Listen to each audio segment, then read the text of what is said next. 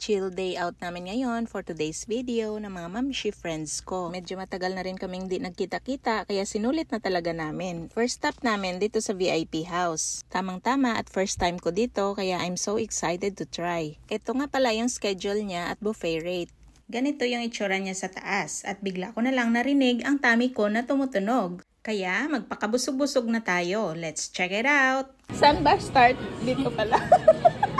Umpisa natin dito sa mga appetizer. Pero 'di ba yung buchi dessert 'yan? Kaso siguro dahil fried siya kaya magkakasama na sila dito ng mga fries. Nako, naalala ko si Winona, favorite niya yung fries. Pati yung lumpia nila halatang crunchy. Kumuha na nga ako ng pakonti-konti lang at minake sure ko na matry ko lahat. At pak, isang bagsakan lang, 4 plates agad. May soup pa yan, maigi ng tuloy-tuloy ang kain. Sa lahat talaga ng mga Chinese food na natikman ko, ang pinaka-nasarapan ko talaga yung honey walnut shrimp. Kasarap-sarap niya talaga guys. As in, may crispiness na matamis-tamis. Pinaka-favorite ko talaga yan. Habang ang mga kasama ko ay kumukuha ng pang second round, ako naman ay kinukonvince kong sarili ko na titikman ko lang talaga lahat at hindi na ako magsa-second round. Paano kasi? Nakakuha na ako lahat. Hindi ko talaga kilala si Diet dito. Sino ba yun?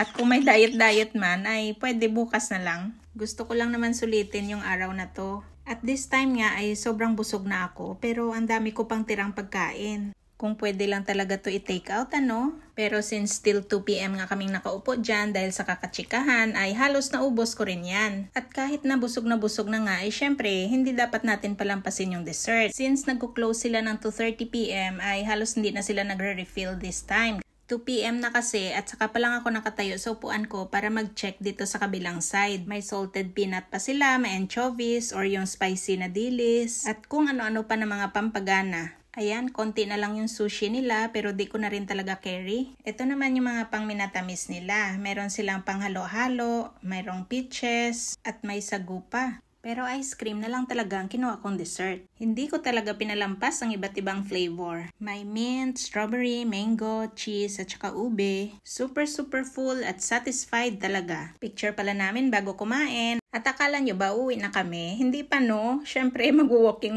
muna kami dito sa Ross or also known as Tita's Playground. Habang busy ang mga kasamahan ko sa pamimili, ako naman ay busy sa kakatingin ng sarili ko kung gaano ako kasexy. Ang laki naman ng sineksi ko after ng buffet. At yun na nga, wala talaga akong planong bumili. Kaya nagkita-kita na lang kami dito sa counter. Pero after a few minutes... Patingin niya. Large, same tayo. Ay, sa akin pala medium yata. Large pa rin ginawa ko para may kumaluwag. Kasi yung ano... Ngek, napabili rin. Budol talaga. At since napagod ang mga paa namin sa kakalakad, halo-halo muna kami dito sa Tea District. Ang ganda ng ambience at perfect sa Anli Chikahan. Ang sarap din ng halo-halo nila. Hindi siya yung usual na halo-halo na matitikman mo. May pagka-distinct yung flavor niya at saka creamy. Hindi talaga tinipid ang ingredients. Busog na busog kami ulit sa halo-halo at chikahan. Kaya mga mamshis, mahalaga din talaga yung me time with friends ano. Kailangan din mag-chill paminsan-minsan. Sobrang saya lang ng araw na to. At this time, nahatid ko na sila pareho at pauwi na ako. Hope you enjoyed watching guys. See you on the next video. Bye-bye!